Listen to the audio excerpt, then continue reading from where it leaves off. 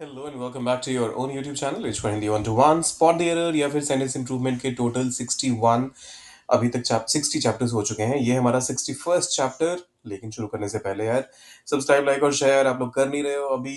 मैं कल की रिपोर्ट देख रहा था, 98% of the viewers are still not subscribing.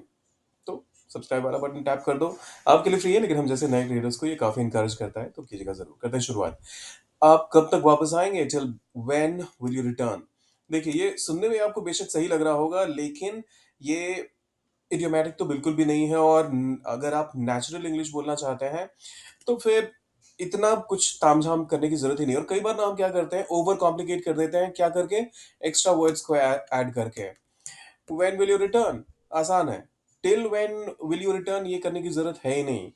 आप हर एक वर्ड का जब ट्रांसलेशन करना शुरू करते हैं तो उस केस में ये गड़बड़ होती है। सो आप कब तक वापस आएंगे? कब तक? तक को मारो गोली, सीधा बोलिए व्हेन विल यू रिटर्न। आसान है ना? फिर आता है, मैंने उसे गाड़ी में बैठा दिया। आई made him sit in the car. Grammatically ये सेंटेंस करेक्ट है, लेकिन ये बिल्कुल नॉनसेंसिकल है। मैं बताता हूँ कैसे। आप जब कहते हैं किसी को भी आई मेड हिम डू समथिंग, तो इसका मतलब होता है आपने फोर्सफुली कुछ करवाया उससे। तो ऐसा लगता है कि आपने, मतलब किसी को, जैसे किडनैप विडनैप करने के टाइम पे नहीं होता कि आपने बस बंदूक की नोक पे किसी को गाड़ी में बिठा दिया। तो कुछ वैसा सा सेंस आ रहा है इसमें। तो instead of saying I made him sit in the car, I you could instead say I helped him get in the car. I helped him get in the car. मैं यहां पर लिख भी देता हूं, I helped him get in the car. Simple है। मैं बस अभी आया, आई जस्ट नाउ केम। अब देखिए, इसके दो मीनिंग हो सकते हैं सेंटेंस के। मैं बस अभी आया जब आप किसी को कहते हैं, तो इसका एक मतलब तो ये होता है कि आप किसी से परमिशन ले रहे हैं कि यार तुम 2 मिनट रुको, मैं बस यूं गया और यूं गया, यूं गया और यूं आया। तो उसके लिए आप कहेंगे I will be right back. यहां पर ये कहने की जरूरत नहीं है कि I will go and then I will come back. ये कहने की जरूरत नहीं है। जब आप किसी को भी ये कह रहे हैं कि I will be right back, तो इसका मतलब ये निकल कर आ रहा है कि मैं आपसे थोड़ी देर के लिए परमिशन ले रहा हूं, मैं थोड़ी देर के लिए आपसे अलग होऊंगा और फिर आपको ज्वाइन करूंगा वापस। So I will be right back, अगर वो सेंस है तो। दूसरा सेंस ये होता है कि आप कहीं बाहर हैं, आप किसी इंसान के साथ नहीं हैं और आप ये कह रहे हैं कि मैं बस पहुंचने ही वाला हूं, मैं तुम्हारे पास आने ही वाला हूं। तो उस केस में मैं बस अभी आया के लिए आप कहेंगे I will join you shortly. और क्वाइट लिटरली अगर आप ये कहना चाहते हैं, मैं ऑफिस से बस अभी आया, मैं कहीं काम करके अभी अभी आया, तो आई जस्ट नाउ केम के बदले कहिए आई केम जस्ट नाउ।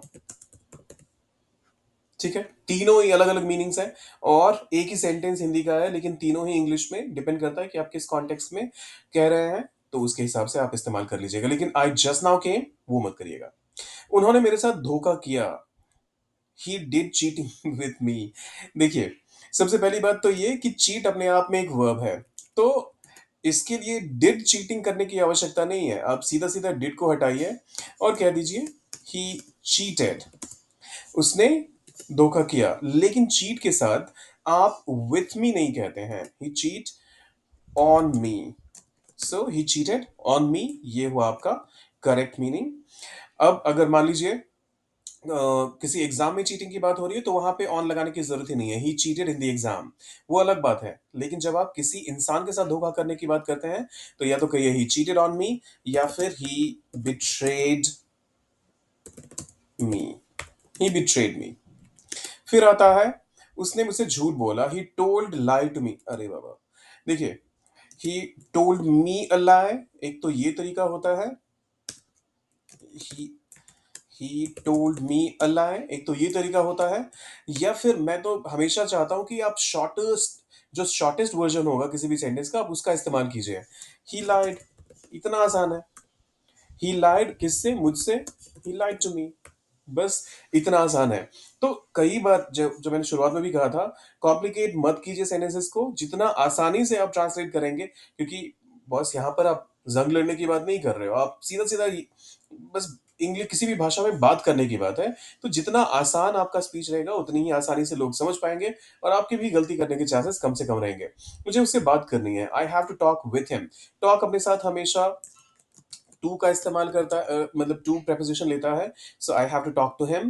मुझे उससे बात करनी है, एक सेंस ऑफ कंपल्शन आ रहा है कि बात करनी एकदम जरूरी है, तो आप कहेंगे I have to talk to him.